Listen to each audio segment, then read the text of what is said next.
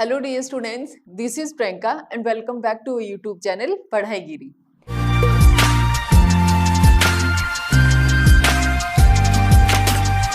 आज हम बात करने वाले हैं, हमने जो चैप्टर स्टार्ट कर रखा था, जेनेटिक्स का एक चैप्टर ले रखा था हमने, principle of inheritance and variation. इसी चैप्टर में हमने लास्ट बात की थी म्यूटेशन के बारे में। आज हम उसी से आगे कंटिन्यू करते हैं कि अगर म्यूटेशन हो जाता है जीन में या क्रोमोसोम में तो उसकी वजह से क्या क्या एब्नॉर्मलिटीज हो सकती हैं, उसकी वजह से हमें कौन कौन से जो जेनेटिक डिसऑर्डर हैं वो देखने को मिलेंगे। तो आज हम इसी टॉपिक पे बात करने वाले हैं, जेनेटिक डिसऑर्डर। सो चलिए स्टार्ट करते हैं। फर्स्ट हमारे पास है, हम बात कर रहे हैं जेनेटिक डिसऑर्डर की। तो जेनेटिक डिसऑर्डर क्या है हमारे पास? Disorder due to change in genes and chromosome. ऐसा डिसऑर्डर जो या तो जीन्स के अंदर या फिर क्रोमोसोम है, अगर उनके अंदर किसी चेंज की वजह से हमारे अंदर जो एब्नॉर्मलिटीज आ जाएगी उसे हम क्या कहेंगे? जेनेटिक डिसऑर्डर कहेंगे। तो अब देखते हैं कौन कौन से डिसऑर्डर है। सो देखो हमारे पास जो जेनेटिक डिसऑर्डर है उनमें फर्स्ट हम बात करेंगे मेंडेलियन डिसऑर्डर की और सेकंड हम बात करेंगे क्रोमोसोमल डिसऑर्डर की। तो देखो मेंडेलियन डिसऑर्डर क्या है, हमने इन्हें मेंडेलियन टर्म क्यों दी है कि मेंडेलियन डिसऑर्डर में हम क्या देखेंगे कि अगर पर्टिकुलर किसी जीन के अंदर कोई चेंज आ रहा है, अगर जीन में कोई एब्नॉर्मलिटीज आ रही है तो उसकी वजह से जो हमारे अंदर एब्नॉर्मलिटीज होंगी, जो डिसऑर्डर होंगे, उसे हम क्या कहेंगे? Mendelian disorder. क्यों? क्योंकि मेंडल ने क्या बताया था, सिर्फ एक जीन की वजह से कि अगर एब्नॉर्मलिटीज होती है तो वो आगे जनरेशन में कैसे पास आउट होगी, ये जो हमारे पास डिसऑर्डर है वो बिल्कुल वैसे ही आगे ट्रांसमिट होते हैं जैसे कि मेंडल ने अपने एक्सपेरिमेंट में बताए थे। जैसे मेंडल ने बताया था कि कुछ एक हमारे पास क्या होंगे? डोमिनेंट होंगी, कुछ एक रेसेसिव होंगे। तो उसी बेसिस पे हमारे पास ये जो डिसऑर्डर है ये कैसे हमारे पास? Mendelian disorder. और क्रोमोसोमल में क्या होगा? अगर क्रोमोसोम है उसके नंबर में अगर कोई चेंज आ रहा है उसकी वजह से जो डिसऑर्डर होगा वो हमारे पास हो जाएगा क्रोमोसोमल डिसऑर्डर। तो चलिए फर्स्ट हम स्टार्ट करते हैं मेंडेलियन डिसऑर्डर से। सो फर्स्ट हम बात करेंगे मेंडेलियन डिसऑर्डर की कि मेंडेलियन डिसऑर्डर क्या है। जैसे अभी हमने बात की थी कि मेंडेलियन डिसऑर्डर में हम क्या देखेंगे कि अगर किसी एक सिंगल जीन के अंदर म्यूटेशन हो रहा है उसकी वजह से क्या होगा? Mendelian disorder. और इन्हें अगर हमें ट्रेस करना है तो किसके थ्रू कर सकते हैं? हम फैमिली का जो पेडिग्री एनालिसिस करते हैं। पेडिग्री एनालिसिस में क्या होगा? हमारे पास जो पेरेंट है, पेरेंट से जब गैमीट फॉर्मेशन हो रहा है उस टाइम कैसी एब्नॉर्मलिटीज आई हैं और वो आगे जनरेशन में उनमें कैसे ट्रांसमिट हो रही है, तो वही हमारे पास क्या होगा? Pedigree analysis. उसके थ्रू हम बता सकते हैं कि कौन से जीन में कहां पे हमारे पास है वो डिसऑर्डर है वो क्रिएट हुआ है। तो मेंडेलियन डिसऑर्डर है वो कैसे हो सकते हैं? डोमिनेंट भी हो सकते हैं एंड रिसेसिव भी हो सकते हैं। By pedigree analysis it is easy to understand whether that trait is dominant or recessive। जब हम पेडिग्री एनालिसिस करेंगे तो उस बेसिस पे हम बता सकते हैं कि जो जीन है जिसमें चेंज हुआ है वो डोमिनेंट है या फिर रिसेसिव टाइप का है। तो चलिए हम इसमें स्टार्ट करते हैं। फर्स्ट है हमारे पास मेंडेलियन के अंदर हीमोफीलिया डिजीज। अब हीमोफीलिया है जो मेंडल ने अपने डिसऑर्डर बताए थे वो हमारे पास दो टाइप के होंगे। एक होगा हमारे पास सेक्स लिंक्ड डिसऑर्डर और दूसरा होगा ऑटोसोमल डिसऑर्डर। सेक्स लिंक्ड के अंदर हम मोस्टली किसकी स्टडी करेंगे? एक्स लिंक्ड डिसऑर्डर्स की। सेक्स लिंक्ड का मतलब क्या हुआ कि हमारे पास जो टोटल 46 क्रोमोसोम है उसमें स्टार्टिंग के जो 22 पेयर है हमारे पास वो कैसे हैं? ऑटोसोमल है। और जो लास्ट का 23rd पेयर है वो क्या है हमारे पास? Sex chromosome. तो अगर लास्ट वाले पेयर में अगर हमारे पास क्या हो जाए, कोई एब्नॉर्मलिटीज आ जाए तो उसे हम क्या कहेंगे? Sex linked. और इसमें हम किसको पढ़ेंगे? एक्स लिंक से होने वाली, एक्स क्रोमोसोम से होने वाली डिसऑर्डर को। और ऑटोसोमल में क्या होगा? फर्स्ट से लेके अगर 22 हमारे पास जो पेयर हैं क्रोमोसोम के, अगर उनके अंदर कोई डिसऑर्डर आ रहा है तो वो कैसा हो जाएगा? ऑटोसोमल। अब फर्स्ट हम बात कर रहे हैं हीमोफीलिया की। तो हीमोफीलिया कैसा है हमारे पास?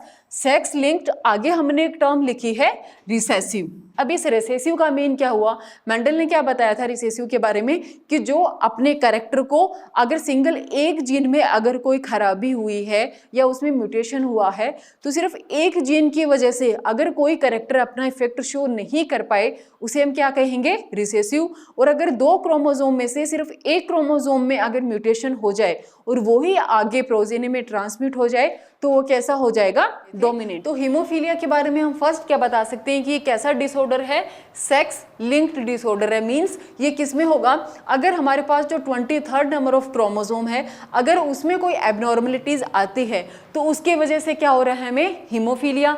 और दूसरा ये क्या है हमारे पास, रिसेसिव डिजीज है। इसमें क्या होगा, अगर 23rd नंबर जो क्रोमोसोम है अगर उसके दोनों जो क्रोमोसोम है अगर दोनों ही म्यूटेटेड हो जाएंगे तब हमारे अंदर ये जो डिजीज है वो कोज होगी। तो इसमें देखो, in this protein involve in the blood clotting is affected. देखो नॉर्मली क्या होता है कि अगर हमें कोई छोटी मोटी चोट हो जाती है, हम इंजर्ड हो जाते हैं तो जो हमारे अंदर ब्लीडिंग होती है वो थोड़े टाइम के बाद वापस है वो रुक जाती है, ब्लड है उसमें क्लोट बन जाते हैं, क्लोटिंग हो जाती है जिसकी वजह से ब्लडिंग है वो नॉर्मली कंट्रोल हो जाती है।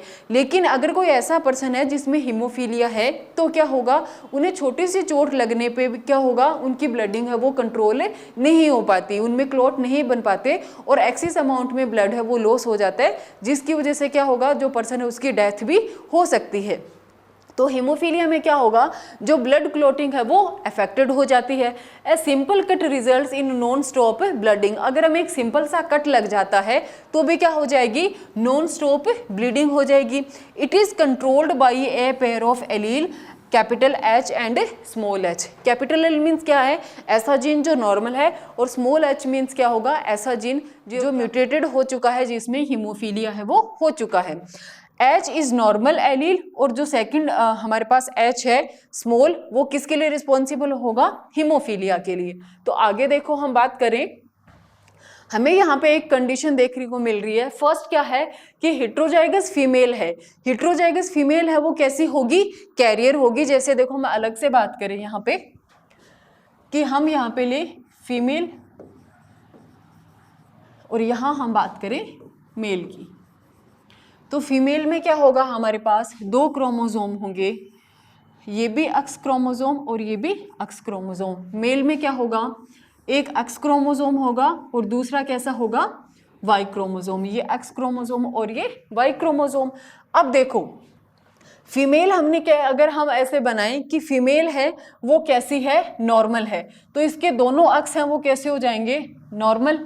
और मेल है उसमें क्या हो गया, मेल है वो क्या है, हमारे पास हीमोफीलिया से डिजीज्ड है, तो हमने यहाँ पे लिख दिया हीमोफीलिया।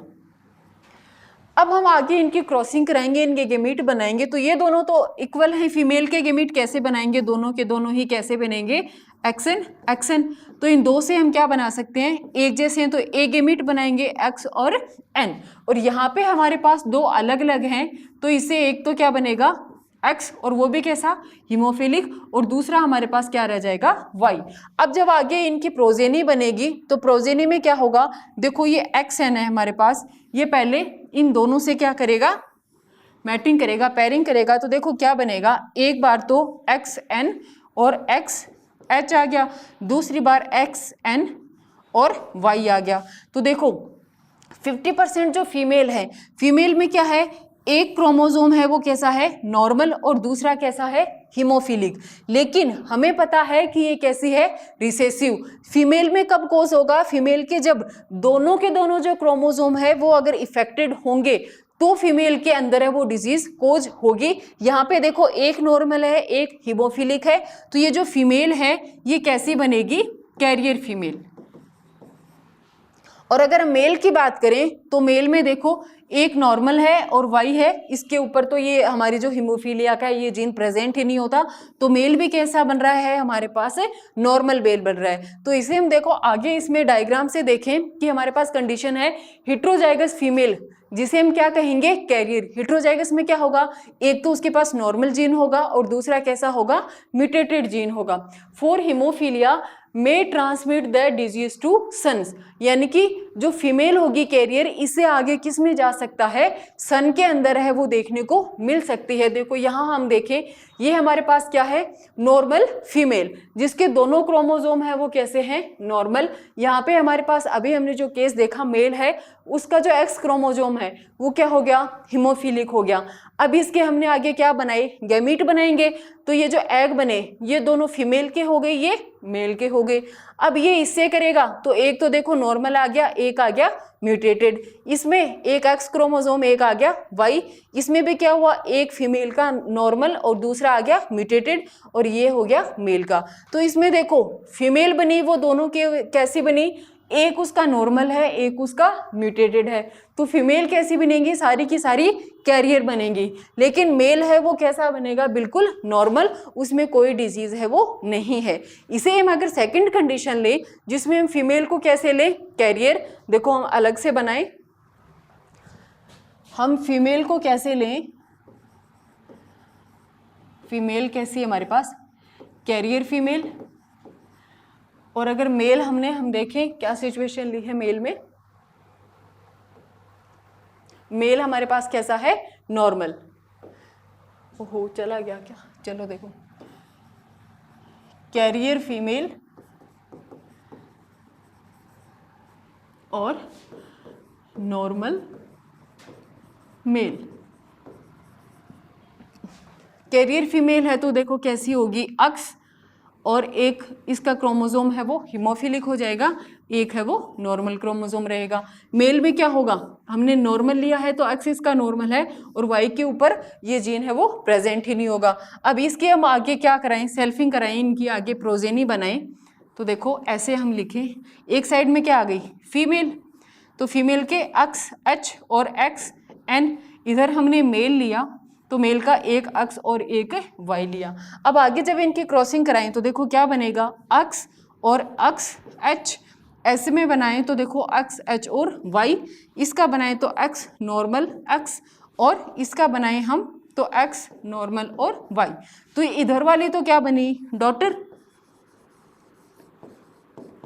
और इधर वाले क्या बने, सन। तो डॉटर में क्या है, दोनों अक्स क्रोमोसोम, और सन में क्या है, एक अक्स और एक वाई। अब देखो डॉटर है, ये जो फर्स्ट डॉटर है हमारे पास जिसका एक जो क्रोमोसोम है वो कैसा है, हीमोफिलिक है। तो ये तो कैसी बनेगी हमारे पास, 25% जो फीमेल है वो कैसी बनेगी, कैरियर। ठीक है, ये वाली क्या है हमारे पास, देखो ये इसका नॉर्मल है और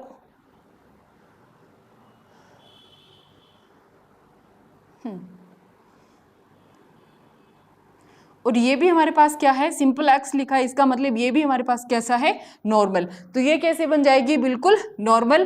तो 25% कैरियर होगी, 25% कैसी होगी, नॉर्मल।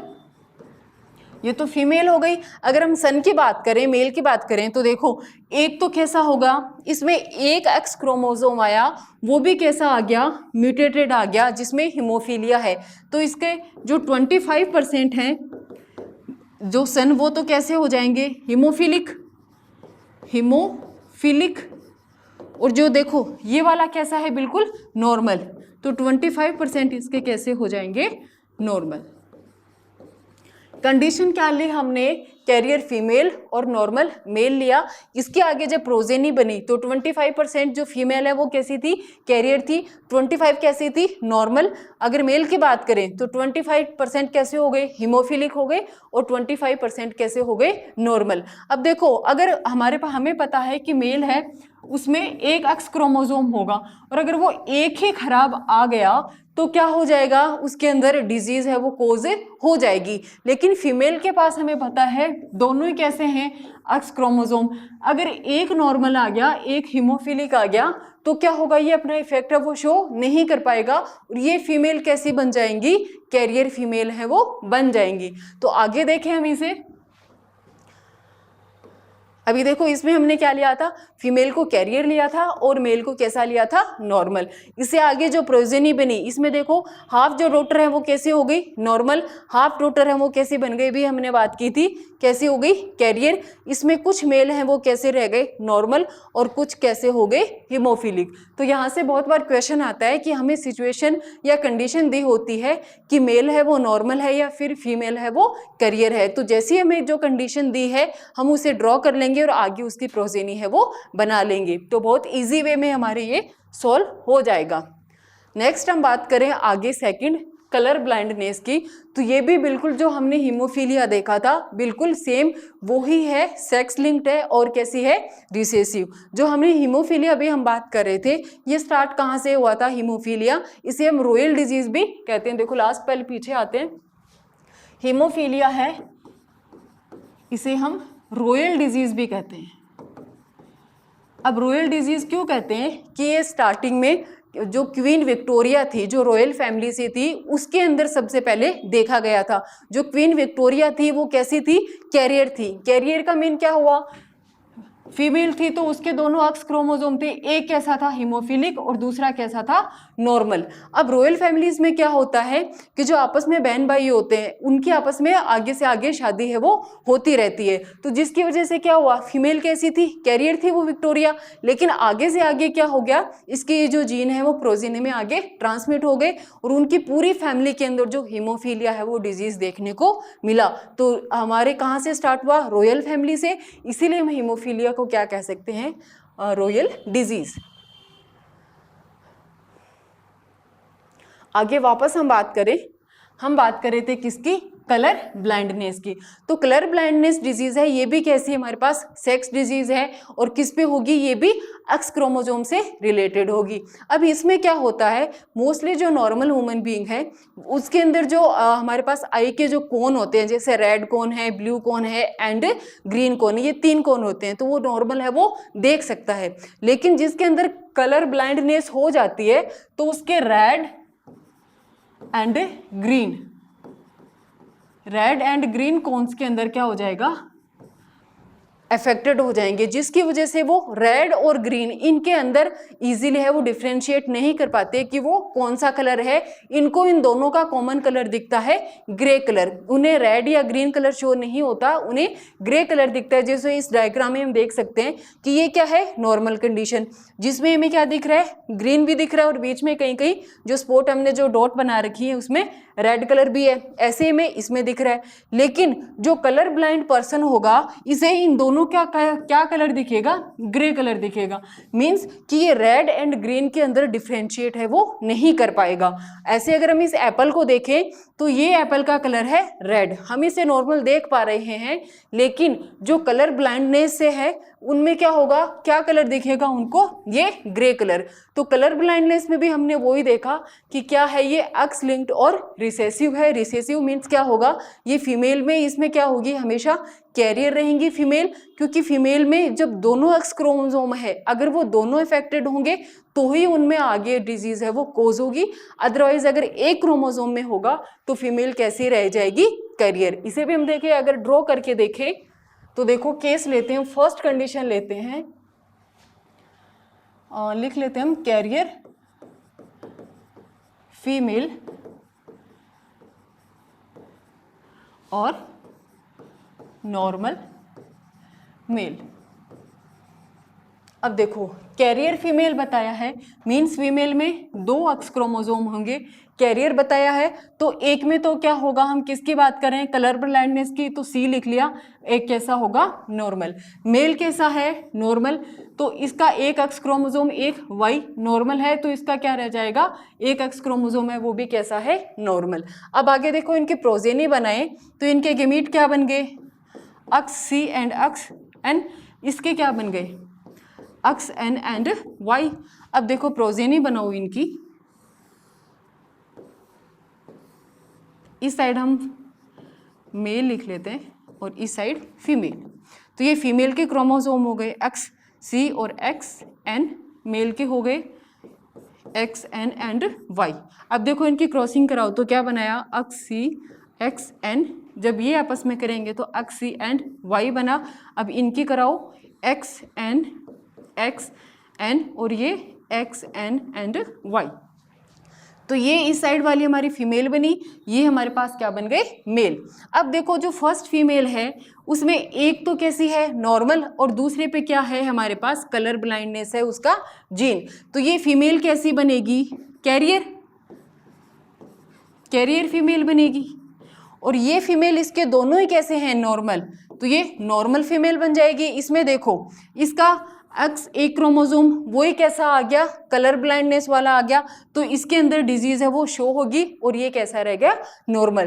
तो अगर हमें एग्जाम में कोई भी कंडीशन दे रखी हो कि अगर फीमेल है उसमें हीमोफीलिया या फिर उसमें कलर ब्लाइंडनेस है, तो क्या कर देंगे, उसके दोनों क्रोमोसोम है उसको हम क्या कर देंगे ऐसे। अगर मेल की जैसे कंडीशन बता रखी हो, अगर मेल को हमें बता रखा है कि मेल कैसा है, हीमोफिलिक, तो हम क्या बना देंगे ऐसे, या कलर ब्लाइंडनेस हो तो ये करके हमें आगे इसके गैमीट बना लेंगे, गैमीट सेपरेट कर लेंगे और आगे इसकी प्रोजेनी बना लेंगे। तो हम बता सकते हैं कि अगर पेरेंट्स नॉर्मल है या कैरियर हैं या फिर इनके अंदर जो डिजीज है वो है, तो आगे प्रोजेनी है वो कैसी बनेगी। तो यही हमारे पास हो गए, हमने दो की बात की, हमने दो डिजीज देखी मेंडल की, जिसमें फर्स्ट दोनों ही कैसी थी, सेक्स लिंक थी, दोनों ही कैसी थी, एक्स लिंक थी, और इसके साथ में सबसे इंपॉर्टेंट दोनों कैसी थी, रिसेसिव डिजीज थी। तो आज के लिए हमारे पास मेंडल की इन दो ही डिजीज की बात करेंगे जो दोनों सेक्स लिंक थी। आगे के जो वीडियो है हम उसमें बात करेंगे कि मेंडल के थ्रू जो ऑटोसोमल डिजीज है वो, और इसके अलावा जो क्रोमोसोमल डिजीज है उनकी बात करेंगे। तो आज के लिए इतना ही, थैंक यू।